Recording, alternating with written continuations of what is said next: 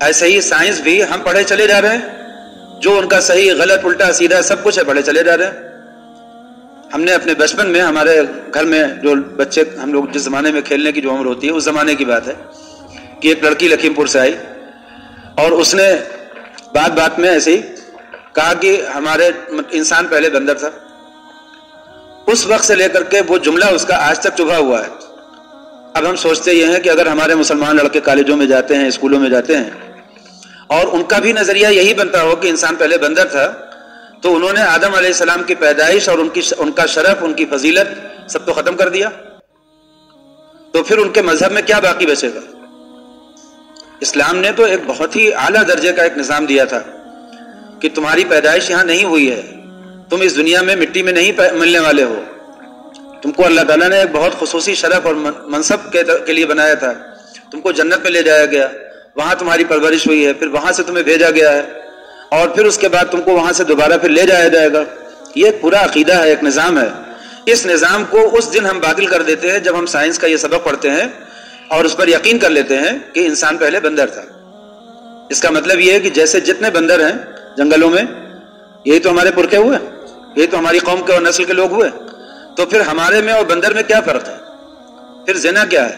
پھر ماں باپ کیا ہے؟ پھر اولاد کیا ہے؟ پھر یہ سارا نظام ہی ختم ہو گیا نا۔ پھر تو ہم یہاں پہ پیدا ہوں گے، بندروں کی طرح رہیں گے، بندروں کی طرح مر جائیں گے۔ آپ کو ہم بتا دیں کہ بندروں کی تہذیب لائی جا رہی ہے، بندروں کے ساتھ دوستی ہے نا، اور سائنس نے ثابت کیا کہ انسان پہلے بندر تھا، تو بندروں کی تہذیب لائی جا رہی ہے، باقاعدہ اس کا ایک نظام بنایا جا رہا ہے کہ کس طرح سے انسان کو بندر کے ساتھ جوڑا جائے، جانوروں کے ساتھ جوڑا جائے۔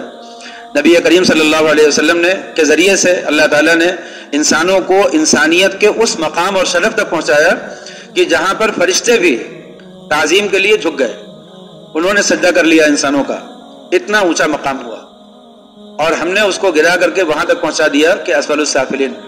اللہ تعالیٰ نے فرمایا کہ لقد خلقنا الانسان فی احسن تقویم، ہم نے جب انسان کو بنایا تو ایک زبردست ڈھانچے پہ بنایا، سب سے عمدہ ڈھانچے پہ، لیکن انسان نے کیا کیا؟ اسی سے آپ کو وہ مسئلہ بھی بتا دیں کہ اگر کوئی انسان کالا کلوٹا بھی ہو اور بہت ہی بشکل ہو، لیکن جب آئینہ دیکھے تو دعا پڑھے کہ اللہ جیسے آپ نے ہمیں یہ ڈھانچہ عمدہ دیا ہے، انسانوں والا ڈھانچہ، ایسے ہی آپ ہمیں اخلاق بھی انسانوں والے دے دیجئے۔ وہ دعا ہے نا، اللہم حسن خلقی کما حسنت جسدی، کہ اللہ جیسے آپ نے ہمیں جسم اچھا دیا تو اخلاق بھی اچھے دے دیجئے۔ مطلب یہ کہ جیسے آپ نے ہمیں انسانوں والا جسم دیا ہے تو انسانوں والے اخلاق بھی دے دیے۔ یہ مطلب نہیں کہ جیسے آپ نے ہمیں حسن یوسف دیا ہے تو ہمیں وہ بنا دی ہے۔ حسن یوسف یہی ہے، ہر انسان میں حسن یوسف ہے کہ ہم انسانوں کے ڈھانچے پر ہیں، جانوروں کے ڈھانچے پر نہیں ہے۔ بن مانوس کو دیکھ کر کے لوگوں نے کہا کہ دیکھو یہی رہا ہوگا انسانوں کا پرکھا۔ اتنی عقل نہیں آئی کہ یہ نہیں سوچا کہ انسانوں کی مشابہت کبھی اللہ نے جانور پیدا کر دیا، یہ نہیں سوچا کہ اس کی مناسبت سے بھی اللہ نے مخلوق پہلے سے پیدا کر دی تھی دنیا میں، یہ نہیں سوچا۔ یہ سوچا کہ یہی رہا ہوگا، یہی ترقی کر کے انسان بنا ہوگا۔ تو بہرحال عقل کی خرابی ہے، سائنس کے ساتھ ساتھ انسان کی کچھ عقل کی خرابی بھی آتی ہے، باطن کا فساد آتا ہے، اور سائنس کے ساتھ نظریات کی خرابی آتی ہے۔ تو جب بھی کبھی کسی عالم کے منہ سے آپ یہ جملہ سنیں کہ سائنس پڑھنے والوں پر اس پر کوئی طنز سنے، کوئی جملہ سنے، تو اس کا مطلب یہ نہیں ہوتا کہ جو اس کا اچھا حصہ ہے اس پر کوئی گفتگو ہو رہی، جو اس کی اچھی تحقیق اور ریسرچ ہے اس پر کوئی کلام ہو رہا ہے۔ سائنس کے جو باطل نظریات ہیں اور اس سے پیدا ہونے والے مضر اثرات جو ہیں ان پر گفتگو ہوتی ہے۔ اب میرے ایک عزیز ہیں، بہت زیادہ ان کے دماغ میں یہی بات بیٹھی ہے کہ مسلمانوں کی تنزلی کا راز یہ ہے کہ انہوں نے سائنس نہیں پڑھی۔ اگر وہ سائنس پڑھ لیتے، جغرافیہ پڑھ لیتے اور میتھ پڑھ لیتے اور یہ کر لیتے تو ترقی کرتے، یہ ان کے دماغ میں یہ بات بیٹھی ہوئی ہے، ان کا نظریہ بنا ہوا ہے۔ تو جب بھی مذہب کی بات آتی ہے، نماز کی، روزے کی، تو وہ اس کو لاپرواہی سے سنتے ہیں، اور جب بھی مسلمانوں میں عصری تعلیم کی بات آتی ہے تو بہت دلچسپی لیتے ہیں۔ تو یہی قابلیت اپنی کر رہے تھے، تو ہم نے پوچھا کہ اچھا اس کا مطلب یہ ہوا کہ جو لوگ سائنس پڑھ لیں گے ان کا ایمان درست ہو جائے گا، ان کا ایمان مضبوط ہو جائے گا؟ تو کہنے لگے کہ ہاں بالکل۔ تو ہم نے کہا کہ جتنے غیر مسلم ہیں انہوں نے سائنس پڑھ کر کے اسلام قبول کیا یا ان کے کفر میں ترقی ہوئی ہے؟ اب بس چپ ہو گئے اسی بات پر۔ میں نے کہا جتنے غیر مسلم ہیں جب وہ سائنس پڑھتے ہیں تو ان کے کفر میں ترقی ہوتی ہے اس سے۔ تو اگر کوئی مسلمان بھی سائنس پڑھے گا تو یہی کہے گا نا کہ چلو بھائی اسی کی ترقی ہو گئی، عیسائیوں کی عیسائیت میں ترقی ہو رہی ہے، یہودیوں کی یہودیت میں ترقی ہو رہی ہے۔ تو اس کا مطلب ہے کہ سائنس کا مذہب سے کچھ جوڑ ہے نہیں۔ ایسا نہیں ہے کہ سائنس پڑھو گے تو مذہب میں کوئی بات ہو جائے گی بہتر. مسلمانوں کو ہمیشہ یاد رکھنا چاہیے کہ اس دنیا کو اللہ نے بنایا ہے اور اس دنیا میں بہت سی چیزیں ایسی ہیں جو مسلمانوں کے لیے مفید بھی ہو سکتی ہیں اور نقصان دہ بھی ہو سکتی ہیں. ہمیں ان میں سے وہ مفید چیزیں لینا ہے جو مذہب کو نقصان نہ پہنچائیں. ہمیں ہر مفید چیز نہیں لینا ہے, ہمیں صرف وہ مفید چیز لینا ہے جو مذہب کے ساتھ ہوں. جب آخرت پر یقین ڈگمگا گیا, اب اس کے بعد کچھ بھی نہیں بچے گا, کچھ بھی نہیں ہے, سب ختم ہے. پھر یہ مذہب کی ساری لڑائیاں ختم ہیں, پھر یہ بیوقوفیاں ہیں. اس لیے اگر مسلمانوں کا عقیدہ کچھ اس طرح سے ہو جائے جو اسکولوں میں پڑھنے کے بعد ہو جاتا ہے, تو اس پر ہمیں کام کرنے کی ضرورت ہے. ان کا عقیدہ, ان کے سارے معاملات, اخلاق, سب چیزوں کو جائزہ لینے کی ضرورت ہے. تو آج دیکھیے جو ہم نے سبق پڑھا ہے نا, اس سبق میں گویا ہم سے ہی اللہ تعالیٰ مخاطب ہے. وہ دیہاتی آئے آ کر کے کہنے لگے کہ ہم ایمان لائے, تو اللہ تعالیٰ نے کہا کہ یہ مت کہو کہ ہم ایمان لائے ہیں, ابھی تو ایمان تمہارے دلوں میں آیا کہاں. یہ کہو کہ ہم اسلام لائے, ہم جھک گئے, تابع دار ہو گئے آپ لوگوں کے. ابھی تو صرف مسلمانوں کی جماعت کے تابع ہوئے ہو, ابھی ایمان دل میں نہیں داخل ہوا ہے. ایمان والے کون لوگ ہیں؟ انما المؤمنون, یقیناً ایمان والے وہ لوگ ہیں جنہوں نے دل سے یقین کیا ہے اللہ اور اس کے رسول پر, اور یقین اس درجے کا ہے کہ اس میں اب کوئی سائنسداں شک نہیں پیدا کر سکتا.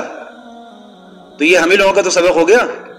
اگر کسی سائنسداں کے سائنس پڑھانے سے ہمارے دلوں میں شک پیدا ہوا تو اس کا مطلب یہ ہے کہ ابھی ہمارا ایمان مکمل نہیں ہوا تھا.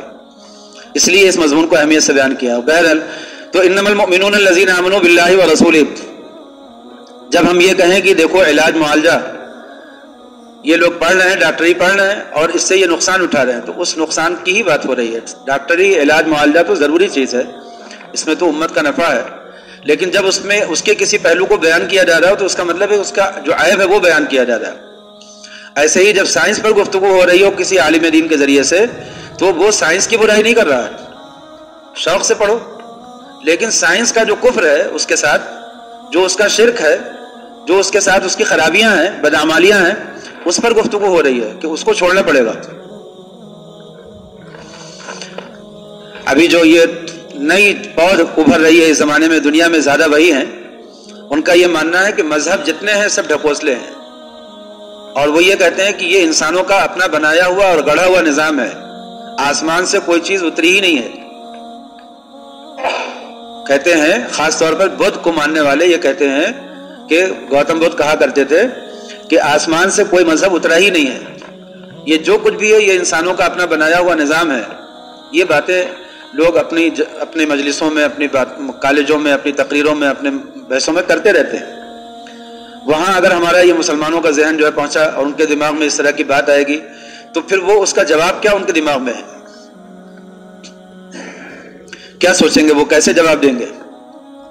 ہم تو یہ سوچتے ہیں کہ بچپن سے ہمیں ہمارے والدین نے مذہبی کی تعلیم میں رکھا, ہمیں تو ایسے لوگوں کی صحبت بھی نہیں ملی کہ کبھی ان سے کوئی کتاب پڑھنے کا موقع ملا ہو, کبھی اسکول گئے نہیں تو کبھی ان کی صحبت نہیں ملی, اور کبھی ایسے لوگوں کا زیادہ ساتھ بھی نہیں رہا. لیکن ہم یہ سوچتے ہیں کہ اس کے باوجود کبھی کبھی ایسا ہوتا ہے کہ کسی اہل باطل کی کوئی کتاب یا اس کا کوئی مضمون یا اس کی کوئی تقریر پڑھنے سننے کے بعد اس کا جواب اگر اس وقت ذہن میں نہیں آ پاتا تو کیا دقت ہوتی ہے. پھر ہم سوچتے ہیں کہ جن مسلمانوں نے یہ ماحول پایا ہی نہیں ہے, علماء کا, بزرگوں کی صحبت پائی نہیں ہے, اور انہوں نے علم کو اس طرح سے حاصل ہی نہیں کیا ہے جس طریقے سے حاصل کیا جاتا ہے, اس کے بعد ان کے سامنے یہ اہل باطل کی چیزیں دباتی ہوں گی, اور وہ تو اہل باطل کے درجے میں جا کر کے پڑھتے ہیں. ابھی ہمارے ایک مفتی صاحب تھے, وہ ایک غیر مسلم ڈاکٹر کے وہاں گئے, تو علاج میں تو مسلم غیر مسلم کا کوئی فرق تو ہے نہیں, مسلم ڈاکٹر بھی ہو سکتا ہے, غیر مسلم بھی ڈاکٹر ہو سکتا ہے, علاج کسی سے بھی کرایا جا سکتا ہے. نبی کریم صلی اللہ علیہ وسلم بیمار ہوئے تو آپ نے علاج کیا, جو آپ کے علاقے کے طبیب تھے ان کا علاج کیا, جب اس سے نہیں شفا ہوئی تو جو باہر کے طبیب آئے انہوں نے علاج بتایا, آپ نے وہ بھی کیا. تاریخ میں لکھا ہوا ہے کہ عربی طبیب نے علاج کیا, عجمی طبیب نے علاج کیا, آپ نے دونوں کیا. تو علاج میں تو یہ فرق نہیں ہے, کھانا پینا, کاروبار کرنا, معاملات کرنا, یہ چیزیں کچھ ایسی ہیں کہ جس میں مذہب کے اعتبار سے فرق نہیں کیا جاتا. حضرت عمر رضی اللہ تعالیٰ عنہ اپنی جماعت کے ساتھ نکلے اور ایک جگہ پہنچے، ان سے کہا کہ پانی پلا دو۔ اب جب وہ اپنے برتن میں پانی لے کر کے آئے تو ایک صحابی بولے، کہتے ہیں کہ ارے بھائی یہ تم نے برتن دھویا تھا کہ نہیں؟ مطلب پاک برتن ہے، کیسے دھویا تھا، اس کو پاک ہے کہ نہیں، یہ تحقیق کرنا چاہا انہوں نے۔ حضرت عمر نے کہا بالکل مت بتانا، ہمیں نبی صلی اللہ علیہ وسلم کی یہ تعلیم نہیں ہے۔ کہا بالکل مت بتانا کہ تم نے اس کو کیسے پاک کیا ہے، صاف ستھرا برتن ہے، پانی پلاؤ، پانی پیئیں گے۔ تو باہر سے کپڑے آتے تھے، فقہا نے لکھا ہے کہ یمن کے کپڑے آتے تھے، دوسرے غیر مسلم ملکوں کے کپڑے آتے تھے۔ کبھی نبی صلی اللہ علیہ وسلم نے نہیں فرمایا کہ ان کپڑوں کو پہلے پاک کرو پھر پہنو۔ کپڑے نئے نئے کپڑے سل گئے، پہن لیا سب نے۔ تو ہمارے ذمے بہت سی چیزیں ایسی ہوتی ہیں جس میں یہ فرق نہیں